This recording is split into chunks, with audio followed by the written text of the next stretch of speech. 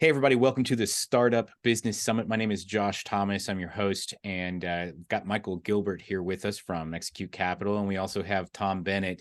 And we're going to be talking about some things over the next few weeks as we're diving into this. But I first want to make sure that we open up and understand who is this for. This summit is for you if you are running a startup and you're looking to seek capital for your startup so that you can grow it, whether it's funding to grow the business or funding to get your idea off the ground, whatever it may be. We're going to bring on a series of experts so that we can make sure that you have all the information, all the insights, and all the connections and networking that you need to be able to be successful with your startup and get all the funding and capital that you need. So we have a series of really high-level guests, high-octane entrepreneurs and business experts that we're going to share with you. And the first one that we're going to introduce you here is Mr. Tom Bennet.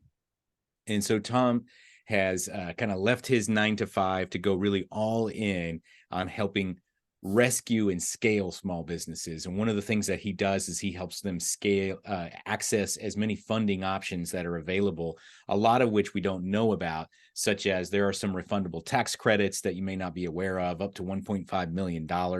And also, Tom talks a little bit about business and personal credit repair. So, Tom, I'm really glad to have you here, man. I'm curious if you could open us up to the extent that you have seen when somebody is startup, they could be potentially pre-revenue, not a whole lot of revenue to speak of. What are some things that you recommend that they do to really get themselves established to get access to funding and capital as quickly as possible? A great question, right? And there's a lot that goes into that. But first thing that comes to mind is kind of what we mentioned initially, right? I think no matter what it is you're looking for, a lot of times as far as a lot of funding options out there, personal and um, business credit does come into effect. Now, obviously, when you're a startup business, um, you're not going to have that business credit established. You're not going to have any um, business credentials out there, but there's plenty of options out there from the startup route and personal side of things. That's why I would say, at least from what we're seeing or getting involved in, personal credit score is a big factor in that. So I would say kind of making sure that everything's lined up there. A lot of the programs we're looking at, us personally, they want to see at least a 675 or 680 credit score. That's some of our in-house startup funding that we offer. Um, Obviously, you should have a business plan or some sort of plan on what the business is going to be and what you're looking to do with that. But I would say though that's kind of the main thing that comes to mind for me that we're seeing is personal credit. Now, obviously, there's plenty of different options as well, right? Like when we get into capital raising or different areas of raising capital, then obviously there's investment banking out there. There's other people we have people that will do investing banking, fund startups. There's plenty of different options. I just always, like I said, I think personal credit can't hurt to have that established at the end of the day. It makes a lot of sense. And what you're really saying there is, yes, personal credit's important, but if me as a potential investor, I'm considering investing in your business, I want to know that you run a tight ship on your own. Because how you do one thing is how you do everything. And Michael, I'm wondering, do you have any kind of commentary on that as you're looking for businesses You to know, invest in? How important is that for what the actual startup founder themselves, how are they running their ship?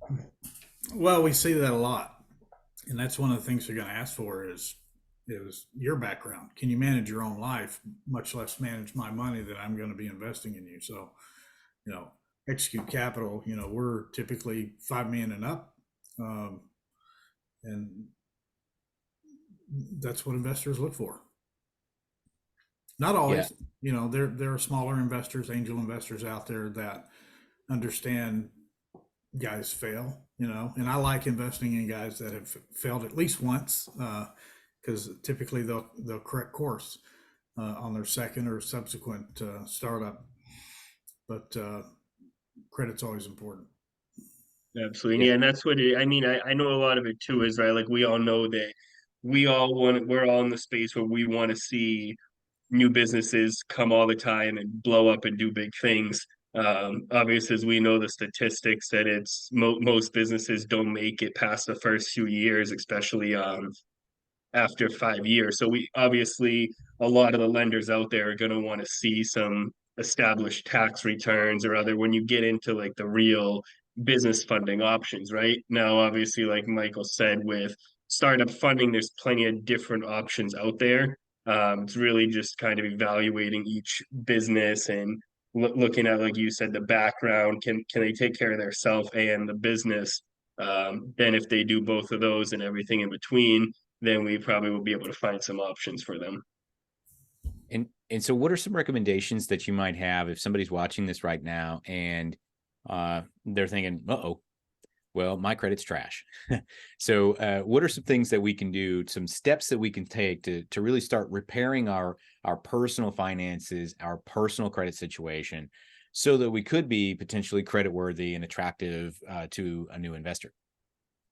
Yeah, I mean, we see it all day, right? A lot of, I'd say at least 90% of the people I talk to that have lower credit scores, it's almost always high credit card utilization, right? I mean, that's the main thing. People, a lot of these business owners, people that are starting up a business, they're putting their whole life into this, right? They're taking all that money to start up with marketing, start up with everything that they can think of, and putting everything on a credit card, maxing out these credit cards, and then that's just putting their personal credit right in the dump, you know? So I think a lot of it is if they can just take those credit cards and pay a lot of that off, the utilization and the debt on there, typically get it down to like that 30% range, I think is ideal.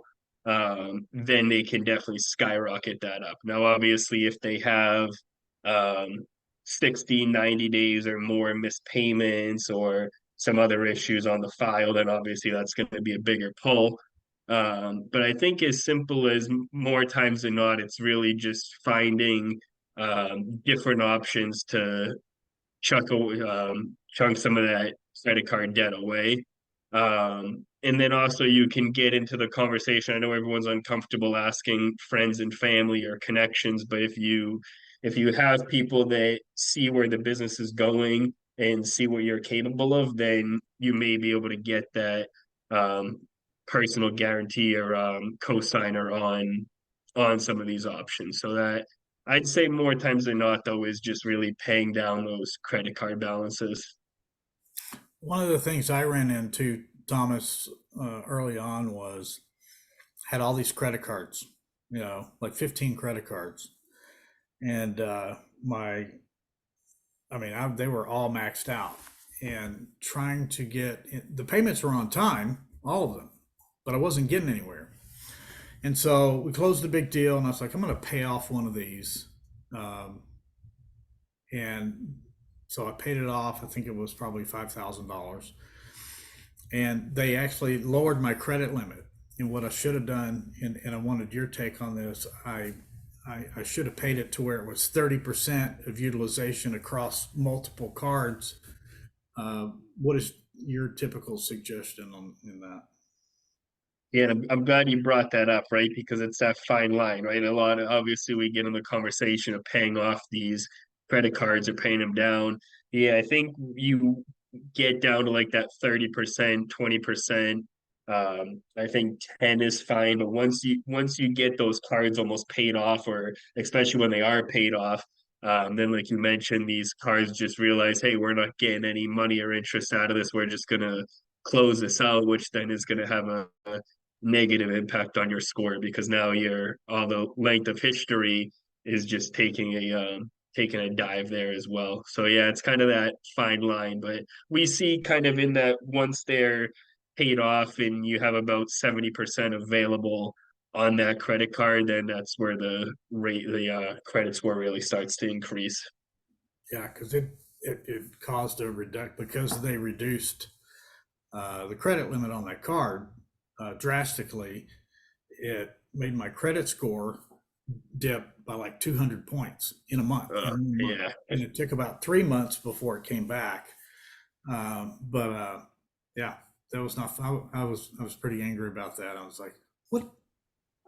So Yeah, that's never fun. it's a credit card industry. Got to understand it. Yeah, it's Absolutely. and you know the rules and the laws and everything is always changing, and so I know you could dive a little deeper on that, but without getting too doomy and gloomy. So let's say we get that right, or let's say that our credit's okay, it's intact, it's in good shape. What are some of the things that are possible? Tell me a little bit more about what you help businesses achieve. Yeah, no, so on the startup side specifically, where typically if everything lines up and everything's buttoned up, um, and they have that credit score in check, then we're able to probably get them about 150 to 200,000 in the form of a monthly term loan, right? So essentially, they're getting that 150 or 200,000 broken. They'd get it obviously right into the business or into their bank account, and then they'd be looking at typically a 3 to 5 year term, paying that off monthly, right? So it's a great program for a startup business owner that's able to get their hands on that, just on that program specifically. And then as far as once they're established and kind of past that startup phase, they've already kind of got the money to grow the business, it's established. Then we have a ton of different programs depending on the industry or what they're looking for. Couple SBA backed programs that go out up to 10 years, and then pretty much anything in between, right?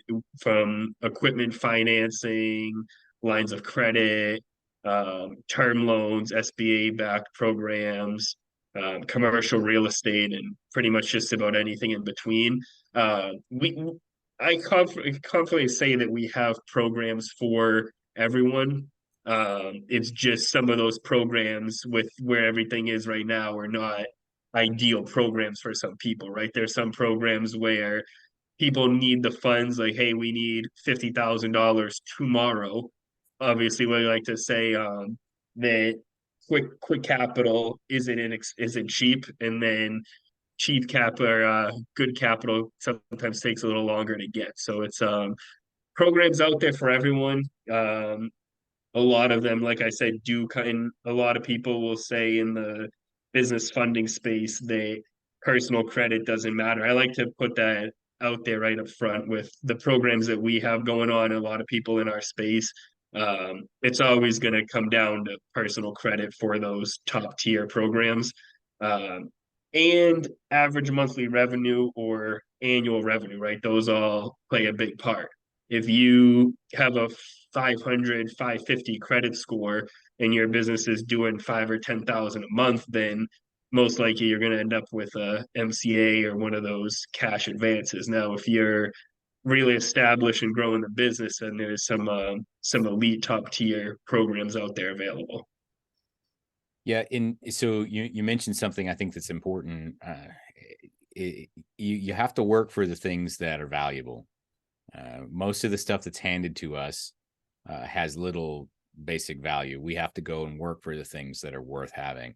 And I know a guy who provides short-term, basically bridge loans, and like micro bridge, like a pedestrian bridge, kind of loans where it's like, I need $200,000 tomorrow, or this deal's falling through, and he'll cut you a check for $200,000, but prepare to bend over because that money is very expensive for somebody to write you a check the next day. Sometimes they're paying as much as 100% interest on that.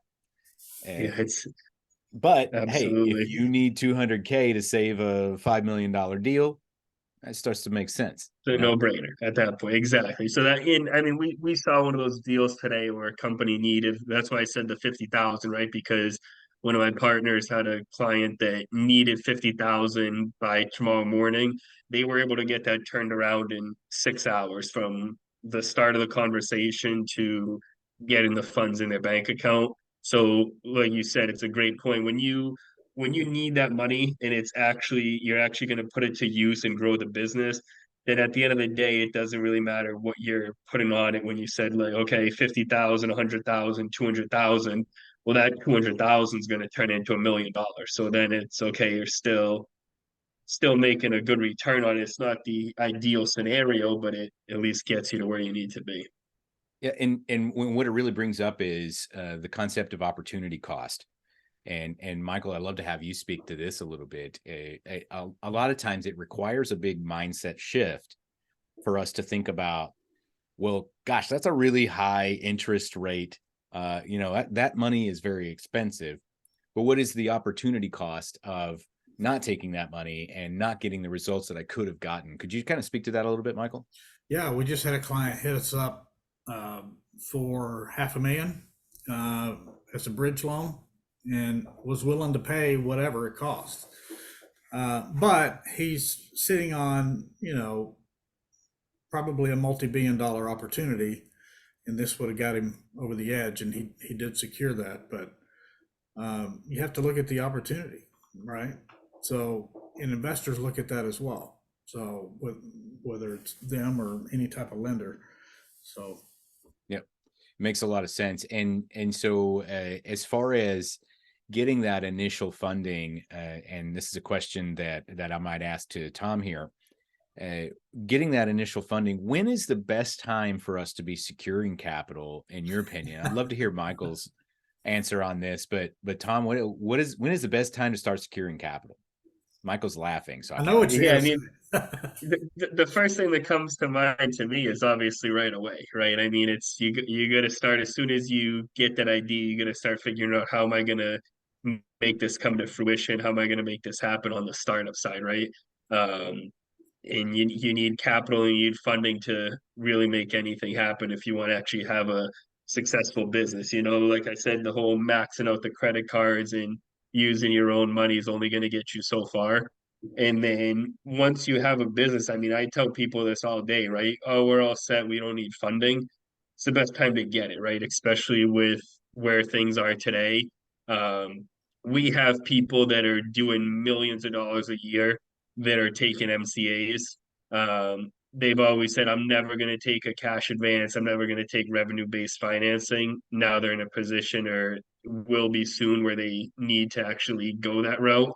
I talked to a guy today that's doing 60 million a year in revenue, and he's got 1.2 million out in cash advances and revenue-based financing, right? Just stuff that they never thought that they would have to do.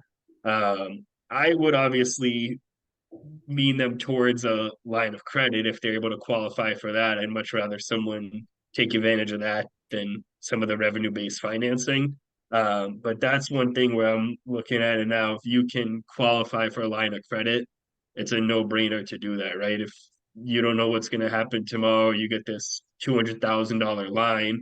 Maybe you only have to take 10 or 20 grand. You're only paying on what you're taking. But I would say no matter where you are in business, it's definitely a time to be thinking about capital and where that next round of funding is coming from. Michael, what are your thoughts? Well, two things, and Thomas said it. It's when do you need funding, and it's before you need it. That's right. I'm sure Thomas gets it all the time as well. As the question I ask people is, well, when do you need this capital? Because in our space, which is the 5 million and above space, we're looking at 120 days to a year to raise that capital. Family offices, things of that nature. Well, the answer is always, well, I need it yesterday. Well, then you should have been planning yesterday, not right. So the answer is before you need it, right? You need to have that teed up before you need it, because it does take some time. You heard Thomas say, he can get some deals done in 6 hours, but those are the unicorns. It's very uncommon to do that. But yeah, Thomas, what is your typical turnaround on a deal?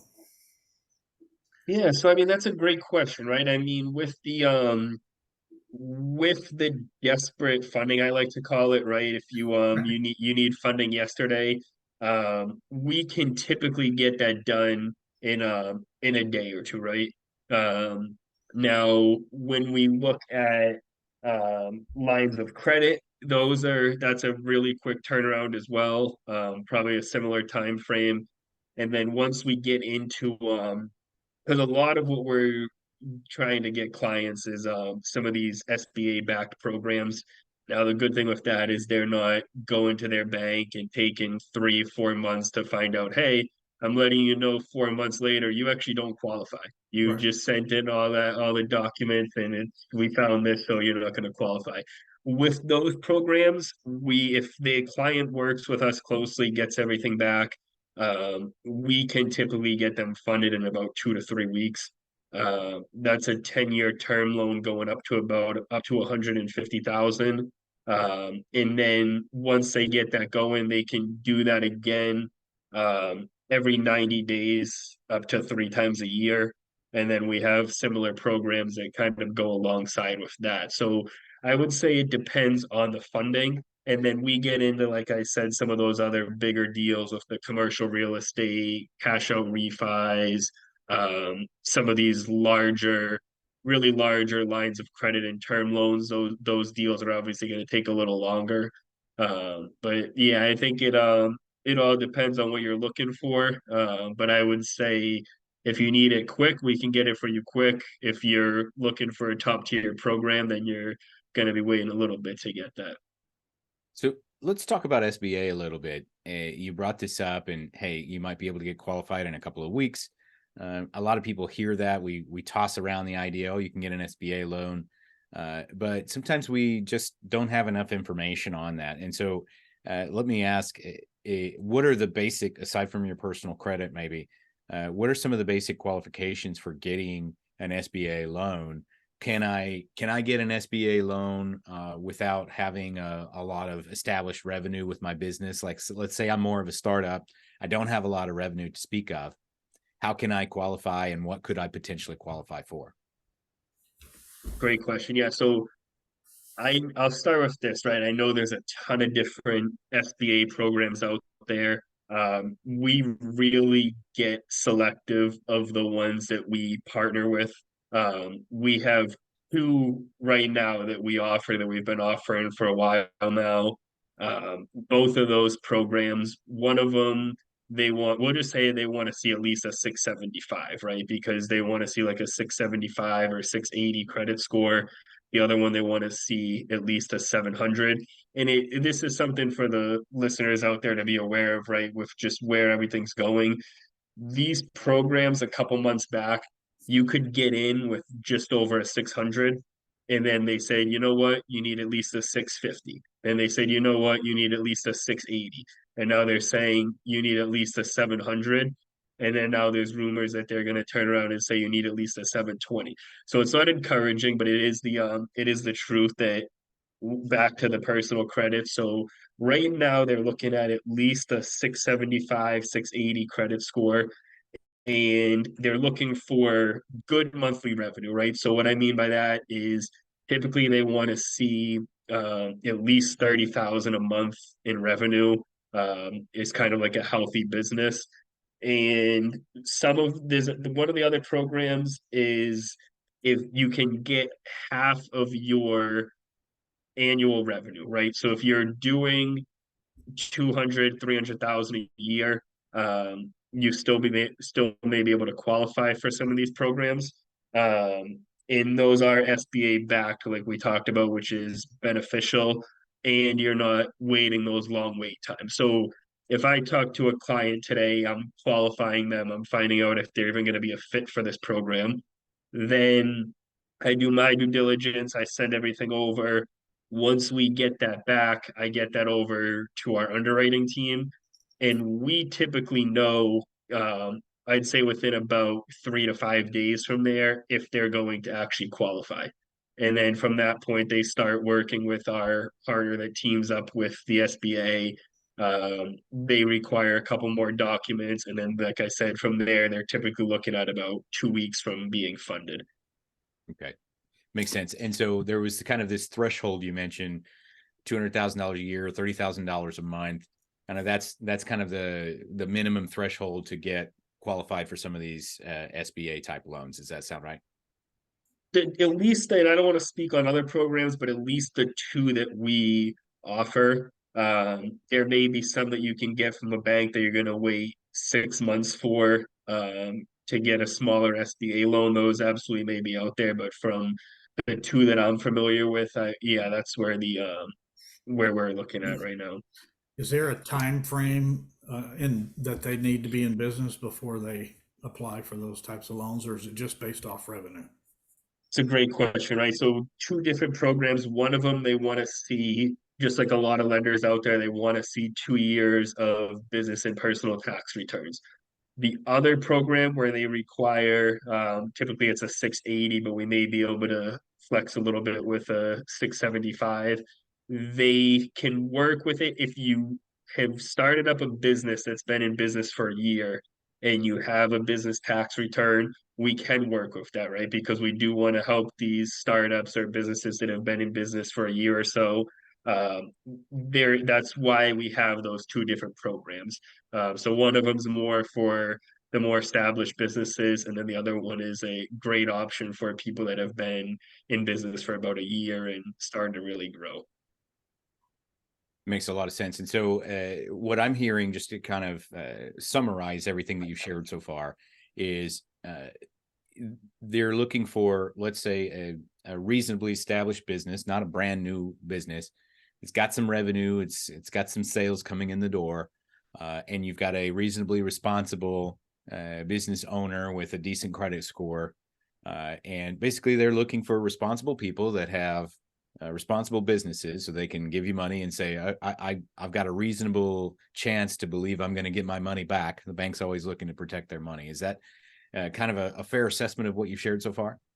100%, absolutely. And those SBA loans are never easy to qualify for or get, right? So now that we're able to offer these to more people, right? I mean, it's obviously not everyone has that great credit score or doing great revenue.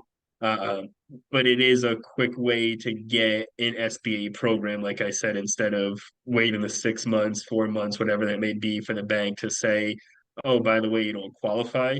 But that's exactly right. Yeah, you need to have all that established if your SBA is not going to consider it or even look at anything if it's not buttoned up like that. What do you typically tell people when they don't qualify? So I typically know, obviously, right up front when I find out going through the conversation, I'm finding out their revenue, I'm finding out their ballpark of their personal credit score. Um, a lot of the people that we connect with have received some sort of communication from us about this 10-year SBA term loan. Everyone wants it. It's something that's very appealing. So a lot of my conversations start with that. Now, I preface the conversation, hey, obviously, you've expressed interest in our 10-year term loan program. I want to get to know a little more about you and the business, find out what we may be able to do for you. I lead with that because I don't want to focus just on that SBA program because I may find out in 5 minutes there's no way they're going to qualify for this, and I'll say that it's going to be tough with if they have a 650. I say, look, it's going to be tough. They do require at least a 700 or maybe it's that 680 program, but we do have other options, right? So then I'm pivoting to maybe we're looking at a line of credit. Maybe we're looking at some other term loans that we have, equipment financing, AR financing. There's a ton of different programs we can offer. Always trying to do what's best for the client. And then at the end of the day, if we have to offer them the revenue-based financing, Michael, just like you said, I'm always asking, how soon do you need the money? What are you looking to do with the money? I'm looking for 100,000 yesterday. This is what I'm looking to do with it. I'm actually going to turn around and open up another location. Hey, maybe this is the only program you qualify for, but in 3 months it's going to turn into 500,000. So though we just like to look for what the funding is going to do for them Right. As long as it makes sense, then we probably have an option for you. So go ahead, Michael. Oh, I was going to ask Thomas. So for people that don't qualify, and let's say that their credit score is a little wonky, how long does it take for them to kind of go through that process, and does that include uh, setting the business up so that it has its own credit score? Great question. So both parts of that, right? So there's so many different options out there right now. We just launched a software, our company did, where we'll actually be able to help you monitor and improve your business and personal credit score. There's not many options out there, right? There's sites like nav.com where you can check your business credit. Right. There's a bunch of people out there that focus on improving business credit. I know I'm connected with a couple people that are doing a great job at that as well. And then there's people that will focus on personal credit repair, right? There's a lot of people in both sides that are really just killing the game out there, helping these people grow their credit to get the life that they need.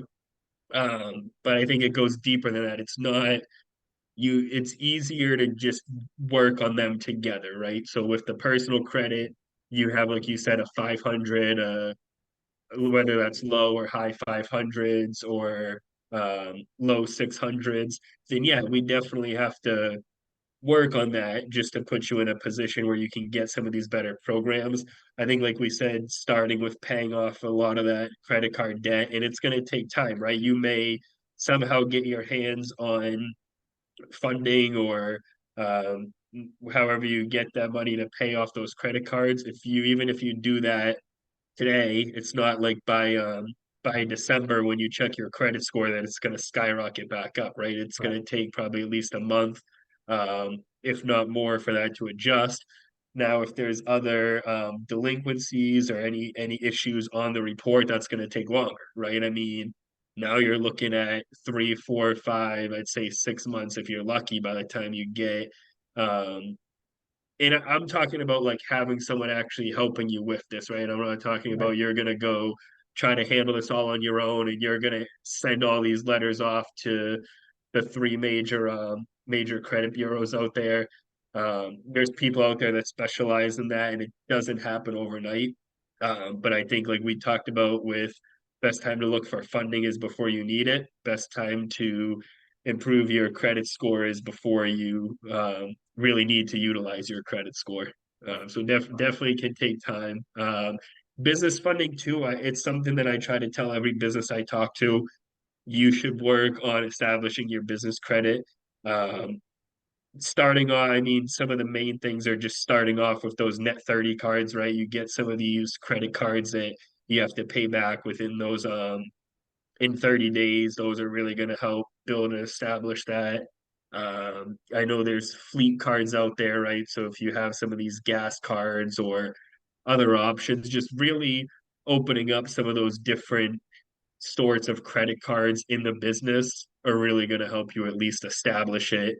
And then obviously, if you're able to pay that off, they say net 30, but obviously some of those other cards, if you can pay them off before that's due, obviously that's going to help you as well, just kind of building that up. And then when you get some of these business loans, a lot of these business loans will um, help build that credit as well through the business.